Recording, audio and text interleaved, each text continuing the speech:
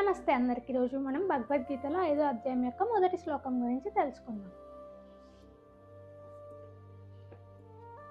అర్జున ఉవాచ సన్యాసం కర్మాణం కృష్ణ పునర్యోగం చ సంససి యచ్ఛ్రేయ ఏతయోరేకం తన్మే బ్రూహి సునిశ్చితం.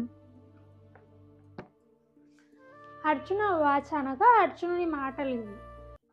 మాధవ, నువ్వు పూర్వాధ్యాయము సనాతన యోగ గురించి చెప్పావు, అంటే అన్నీ వదిలేసి సన్యాసం తీసుకోవడం అలాంటి గురించి చెప్పావు. ఇంకా ఇంతకు ముందేమో కర్మయోగ గురించి చెప్పావు.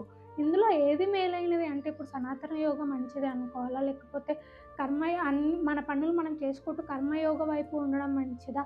నేను ఏ దారిలో వెళ్తే శాంతిని పొందుతాను? అన్నిటి గురించి చెప్పి నువ్వు నన్ను సందిగ్ధంలో వదిలేసావు మాధవ. దీని యొక్క సమాధానం కూడా నువ్వే చెప్పాలి. తప్పకుండా పాడదా. అర్జునుడి ప్రశ్నకు శ్రీకృష్ణుడు ఏం సమాధానం చెప్పాడో తదుపరి శ్లోకాల్లో తెలుసుకుందాం. అందుకొరకు ఛానల్ని లైక్, షేర్ అండ్ సబ్స్క్రైబ్ చేసుకోండి. హరే కృష్ణ.